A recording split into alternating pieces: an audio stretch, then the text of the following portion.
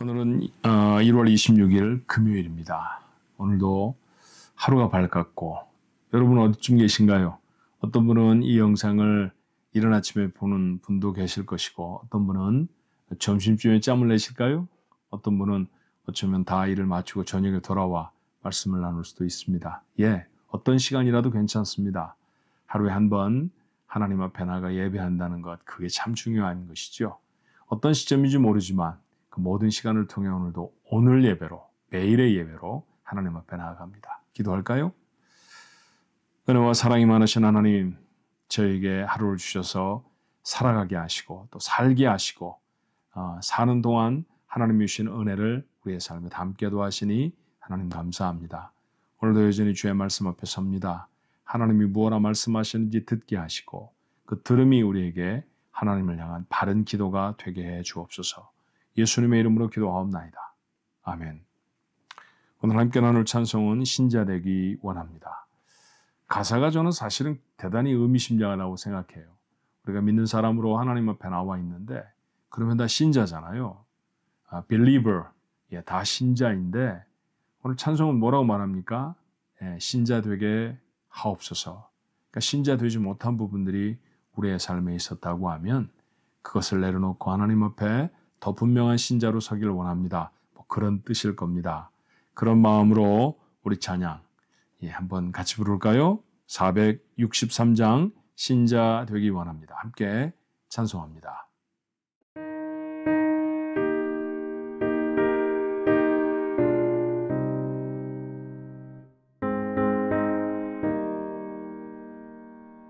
신자 되기 원합니다. 진심으로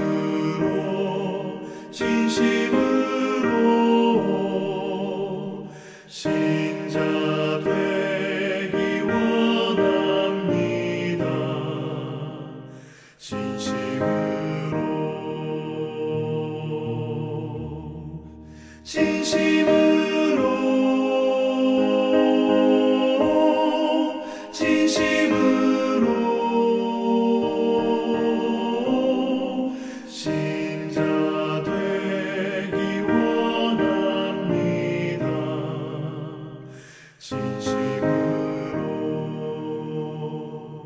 사랑하기 원합니다.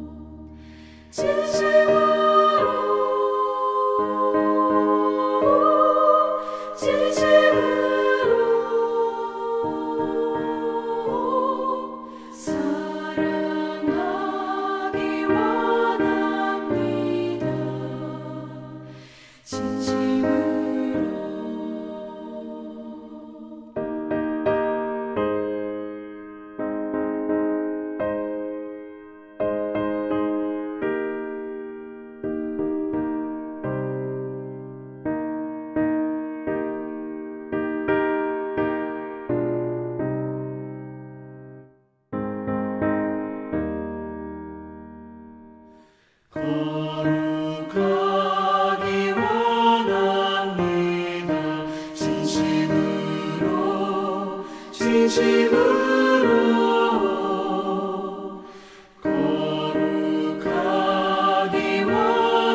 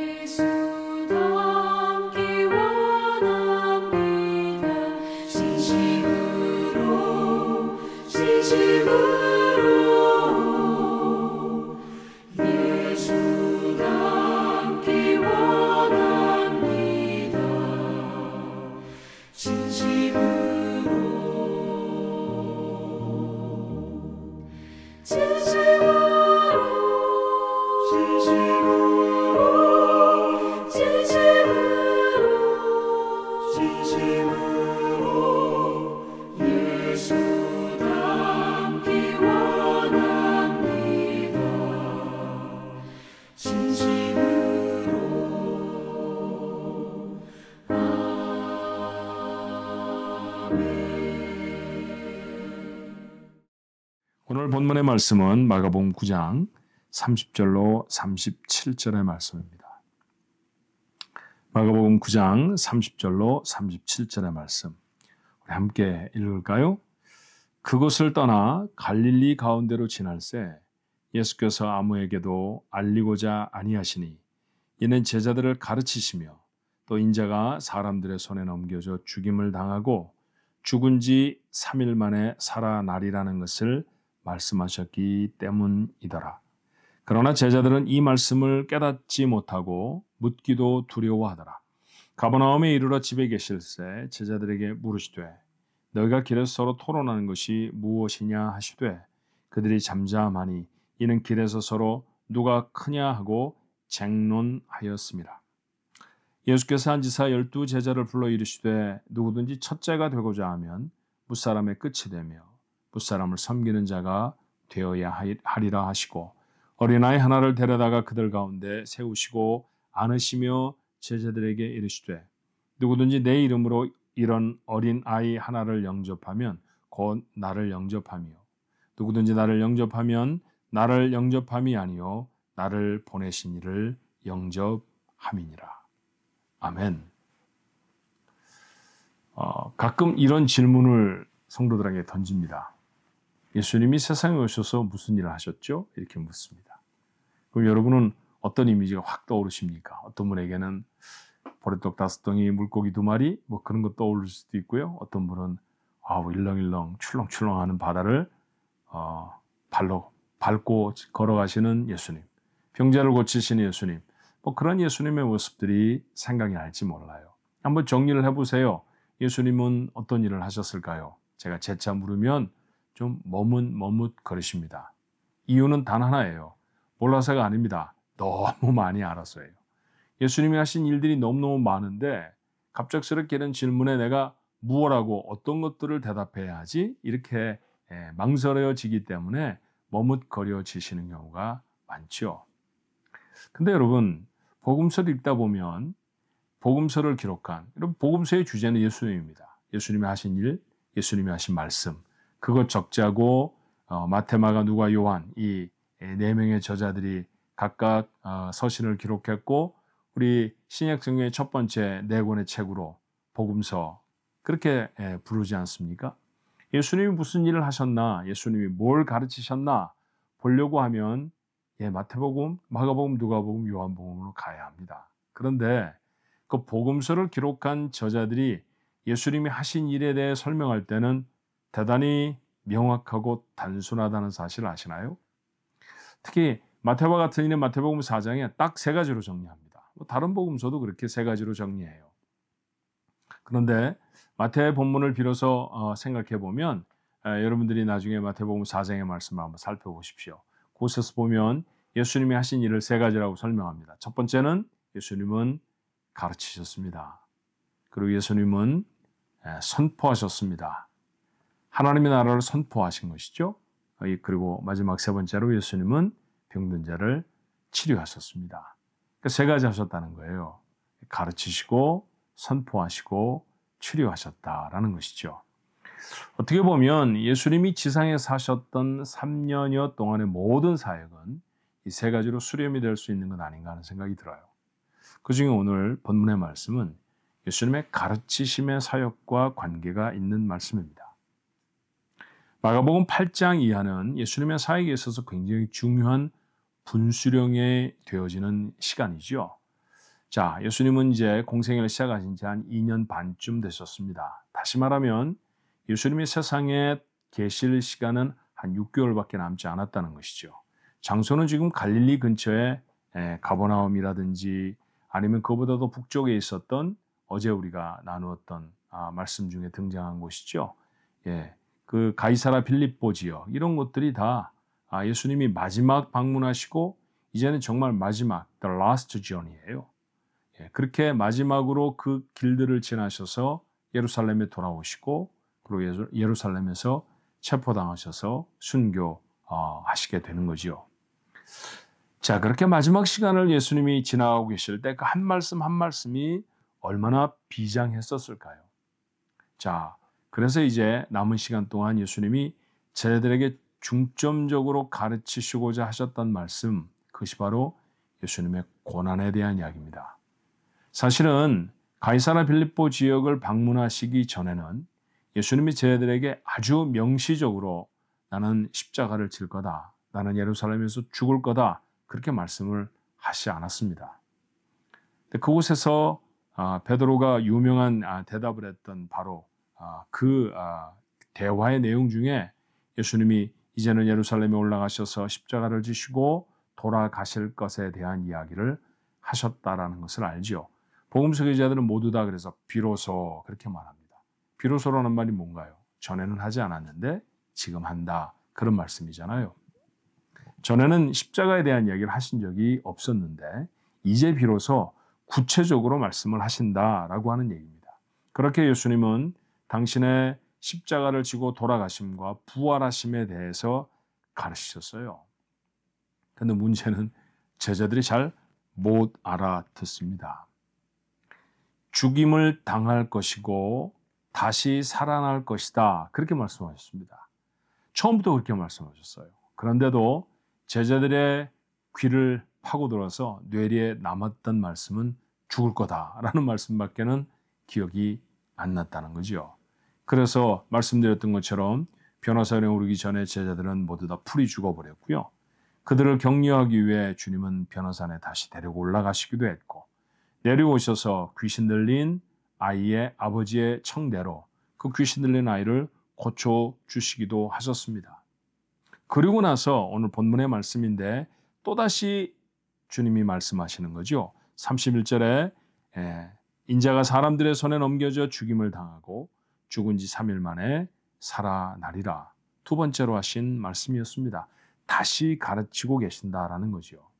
전에 잘 알아들어서 분명히 알아들었으면 다시 가르치실 필요가 없었을 것입니다. 근데 잘 알아듣지 못했다는 거예요. 자, 두 번째 가르치셨으니 이제는 좀 잘 알아들었을까요? 오늘 본문은 우리에게 뭘 말하느냐 하면 아직도 제자들이 잘 못 알아들었습니다. 그렇게 가르치고 있는 것처럼 보입니다. 왜 그럴까요? 33절 이하 예수님이 두 번째로 예루살렘에 올라가셔서 십자가를 지시고 죽으시며 다시 살아나실 것에 관해서 가르치신 후에 제자들이 했던 일이 무엇이었습니까? 누가 크냐라고 오늘 본문의 표현대로 하면 쟁론했다고 했죠. 누가 더 잘났냐라고 논쟁을 했다는 것이죠. 내가 예수님을 처음 따라다녔어. 내가 예수님이 하신 일은 제일 많이 알아. 내가 그래도 세상에서 공부는 제일 많이 했다고. 나는 그래도 헬라어는 좀 할 줄 알잖아. 이런 식의 얘기입니다. 그러면서 12명의 제자들이 모두 다 내가 좀 낫다. 내가 너보다 좀 나아라고 하는 것, 그걸로 한참 떠드는 것을 예수님이 물끄러미 보셨다라는 거예요. 여러분, 이게 얼마나 답답한 일입니까?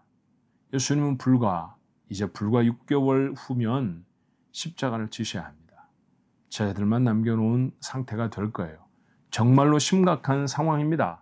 그런 상황을 말씀을 하고 있는데 제자들 속에는 이런 심각함이 전혀 묻어나지를 않아요. 도대체 알아듣지 못한 사람처럼 보입니다. 예수님이 언제 그런 말씀을 하셨나 생각하게 될 정도로 그들은 아무런 감흥이 없는 그런 모습을 우리가 보게 되어져요. 정말 실망스럽습니다. 근데 정말 놀라운 것은요, 예수님이 저들에 대해서 실망하지 않고 계시다라는 거예요. 자, 저는 이 부분을 주목해야 된다고 생각합니다. 그리고 그들에게 다시 가르치시죠. 겸손해야 한다. 앞에 서고자 하는 사람은 뒤에 설 것이요. 그리고 뒤에 서는 사람은 앞에 서게 될 것이다. 자신을 낮추는 자가 높임을 받습니다. 적어도 하나님의 나라의 논리는 그렇습니다. 내가 더 높아, 내가 더 잘났어 목소리를 높이는 사람은 하나님의 쓰임을 결코 받을 수가 없는 것이죠. 어린아이 하나를 그들 앞에 세우고 그 어린아이가 보통 유대의 관습에서 가부장적인 그런 문화의 관습을 가지고 있었던 유대인들 속에 어린아이는 하찮은 존재입니다.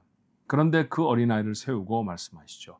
이 아이 하나에게 잘하는 것이 곧 나를 영접하는 것이고, 그렇게 작은 소자 하나를 섬기는 것이 하늘에서 큰 일이라는 사실을 다시 한번 가르쳐 주고 계세요. 십자가를 말씀하시는 그 처절함 속에 저희들이 도무지 삶에 심각함이 없는 그런 모습을 보임에도 불구하고 예수님은 실망하지 않으시고 저들에게 또다시 제자도, 겸손에 대한 제자도, 섬김에 대한 제자도에 대한 말씀을 나누십니다. 자, 오늘 이 말씀을 저는 우리들 가족들이 이렇게 적용했으면 좋겠어요. 첫 번째는 정직하게 우리를 살펴봐야 한다 생각합니다. 우리도 예수님의 가르침을 잘 이해하지 못하는 것 아닌가 하는 생각이 들어요. 제자들보다 여러분이 훨씬 지식적입니다. 제자들은 그때 다 알지 못했던 것을 제자들의 이후에 일어났던 사건들도 우리는 역사를 통해 알고 있기 때문에 제자들보다 훨씬 많은 이해를 가지고 있죠. 복음이 어떻게 확산되는지 다 잘 압니다. 제자들보다 훨씬 월등합니다. 그러나 그렇게 복음 전파의 사건, 주님의 뜻이 이 세상에 이루어지는 일들을 본 사람, 알아낸 사람다운 삶이 우리에게도 없습니다. 우리는 지금 마지막 때를 살아간다고 하잖아요. 제가 몇 번인가 설교 중에 그런 말씀을 드렸습니다. 요즘은 주님이 내일쯤 오셨다 그래도 하나도 이상하지 않은 그런 시간을 살아갑니다. 그렇죠? 여러분 그런 시절을 The last of the last, 마지막 중의 마지막, 우리 한자말로 말세, 지말 그렇게 말하잖아요. 모두가 다 그렇게 표현합니다. 말세입니다. 정말 세상의 끝인 것 같아요. 다 그렇게 말을 합니다. 심지어는 예수를 아는지 알지 못하는지 잘 몰라도 미래에 대한 영화들을 만드는 것을 보면 모두 다 디스토피아를 말하죠. 유토피아의 반대말입니다. 정말 아름답고 행복하고 사람들이 그렇게 살아가는 것이 아니라 미래에 대한 영화는 거의 대부분이 세상이 다 파괴되어지고 멸망하고 그중에 몇몇이 살아남고 우리가 한 번도 경험해보지 못했던 또 다른 문제, 또 다른 상황들이 드러나는 것을 그리고 있습니다. 모두가 다 사람들 속에 그렇게 우리가 마지막 때를 살아간다라는 인식이 있다는 거죠. 근데 여러분, 전 이렇게 질문하고 싶어요. 그렇게 정말 마지막 때를 살아간다고 하면 마지막 때를 살아가는 사람 같은 태도가 우리 삶에 있어야 하잖아요. 그런데 그렇게 나타나지 않습니다. 그런 것이 우리에게 중요하지를 않다는 것이죠. 우스갯소리 한번 들은 적이 있는데, 비행기가 추락하게 되었습니다. 기장이 안내방송을 하는 거예요. 아무래도 저희는 비행기를 버려야 할 것 같습니다. 이 비행기는 날아갈 수 없고 추락하게 됐습니다. 승객들이 얼마나 불안해하고 얼마나 안타까웠을까요? 그런데 기장의 그 다음 메시지는 복음입니다. 그런데 걱정하지 마십시오. 저희에게는 승객들에게 충분한 낙하산이 준비되어 있습니다. 모두가 다 그 낙하산을 메고 그리고 승무원들의 안내를 따라서 비행기에서 내리시면 조금 불편하고 힘들 수는 있어도 여러분 모두 다 생명을 건질 수 있습니다. 그렇죠. 비행기에서 낙하산을 따고 뛰어내리면 보통의 경우에는 살아남을 수 있습니다. 그래서 낙하산을 하나씩 나눠주기 시작했다는 거예요. 얼마나 다행입니까? 추락하는 비행기에 그냥 타고 있으면 죽을 수밖에 없는 거죠. 근데 낙하산을 받았다니, 내 몫에 낙하산이 있다니, 이것처럼 기쁜 일이 어디 있습니까? 근데 어떤 사람이 낙하산을 탁 받아들더니 이렇게 말하는 거예요. 저는 핑크색 옷을 입고 있어요. 혹시 핑크색 낙하산은 없나요? 제 옷하고는 영 매치가 되질 않는걸요. 저는 이런 거는 입고 싶지를 않아요. 또 어떤 사람 말합니다. 제 구두는 굉장히 비싼 겁니다. 낙하산을 타고 뛰어내리면 땅 어디에 도착할지 모르는데 제 신발을 덮을 수 있는 플라스틱 백도 주실 수 있나요? 여러분, 이런 어이없는 말을 하는 사람이 비행기를 타고 가는 사람 중에 있겠습니까? 근데 여러분, 우리의 모습은 그렇지 않나요? 무엇 때문에 어제 하루를 살아가시며 짜증이 나셨습니까? 여러분이 짜증내셨던 그 일이 말세를 살아가는 우리들에게 정말 당연한 짜증이었나요? 그저 눈 한 번 꼭 감고 그럴 수도 있어 라고 얼마든지 넘길 수 있는 정말 아무렇지도 않은 일에 마음을 다 빼앗기고 화를 내고 분노하고 불쾌하고 기분이 나빠서 하루를 엉망진창으로 만들어버리는 경우가 여러분 얼마나 많은지 몰라요. 9.11 사건이 터졌을 때 빌딩이 무너져 내리며 사람들이 죽어갑니다. 죽기 직전에 그들이 모두 다 가족들에게 보냈던 메시지 중에 가장 많은 메시지가 무엇이었다는 걸 모르지 않죠. I love you. 엄마 사랑해요. 여보 사랑해. 얘들아 사랑한다. 그 메시지였습니다. 마지막 때를 살아간다고 하면 정말 사랑해야 되잖아요. 정말 아껴야 되잖아요. 얼마 있으면 다시 못 볼 사람일지도 모른다고 하면 얼마나 귀한 사람들입니까? 그러니 내가 좀 헌신하고 내가 좀 도와주어야죠. 그런데 우리는 그런 마지막 때를 살아가는 사람답지 않게 누군가를 향해 여전히 험담을 하고 여전히 불쾌해하고 내가 더 나아야 하겠다고 하고 내가 더 앞에 서 있겠다고 하고 나는 반드시 기필코 핑크색 낙하산을 가져야만 되겠다고 주장하는 사람으로 삽니다. 주께서 말씀하시죠. 마지막이 이르렀다. 그런데 그 말씀을 이해한 사람처럼 살아가지 않는다는 거예요. 하나님의 말씀이 수없이 우리에게 선포되어지고 하나님의 말씀을 정말 많이 알지만 그 말씀을 아는 사람처럼 살아가지 못하는 것, 그게 우리라고 하는 사실을 하나님 앞에 고백해야 되지 않겠나 하는 생각이 듭니다. 그런데 또 하나, 주님처럼 우리 스스로에 대해 포기하지 않아야 한다는 사실을 오늘 본문의 말씀을 통해서 다시 확인해야 합니다. 제자들은 예수님을 따라다니던 사람이었습니다. 예수님과 함께 밥도 먹고 잠도 잤던 사람들이었잖아요. 근데 그들에게 가르쳐 주신 것을 저들은 저렇게 삶에서 나타내지를 못하면서 합니다. 그러면 에이 형편없는 인간들, 그리고 주님이 떠나셔야 할 것 같은데 안 그러시잖아요. 다시 소매를 걷어붙이시고 그리고 다시 아이를 세우셔서 겸손이 어떤 것이며 섬김이 어떤 것인지 또 가르치십니다. 정말 지치지도 않고 가르치십니다. 알아먹을 때까지 가르치시고 또 가르치십니다. 그렇게 가르치셔서 제자들은 마침내 진짜 제자가 됩니다. 우리도 잘 못 알아듣습니다. 여전히 세상을 살아가면서 입으로는 말세, 입으로는 하나님의 말씀 그러면서도 전혀 그것과 상관이 없는 모습으로 살아가는 우리들이라 할지라도 오늘 말씀을 펴셨죠? 다시 하나님 우리에게 말씀하시고 가르치십니다. 내일 말씀을 펼 것입니다. 또 가르치실 것입니다. 지치지 않고 가르치십니다. 결국 여러분과 저는 마침내 주님이 원하시는 제자가 될 것입니다. 그러니 반걸음이라도, 아니 한 뼘만큼의 걸음이라도 조금 더 주께로 더 나아가십시다. 오늘 하루가 여러분에게 제게 유의미한 시간이어야 한다고 하면 바로 그처럼 예수께로 조금 더 나아가는 그런 시간이 될 때 의미가 있는 하루가 되는 것이죠.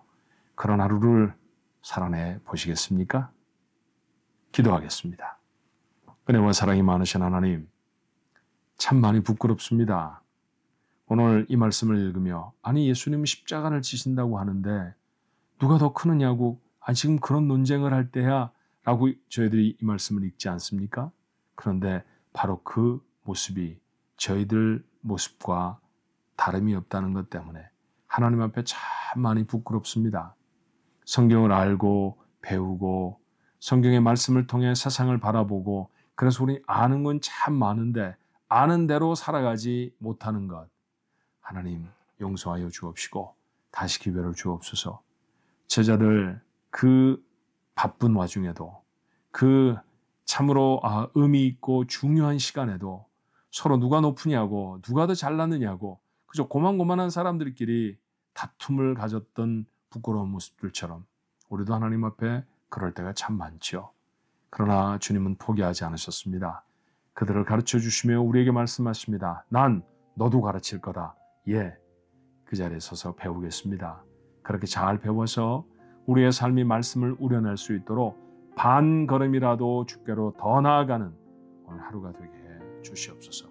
그렇게 오늘 반 걸음을 내일 또다시 반 걸음을 그렇게 하나님께로 조금씩 더 가까이 나아가 마침내 주님 원하시는 제자, 주님이 기뻐하시는 아들, 딸의 모습 저희가 되도록 축복하옵소서. 오늘도 그렇게 하나님께 의미 있는 하루가 되기를 소원하옵고 예수님의 이름으로 간절히 기도하옵나이다. 아멘.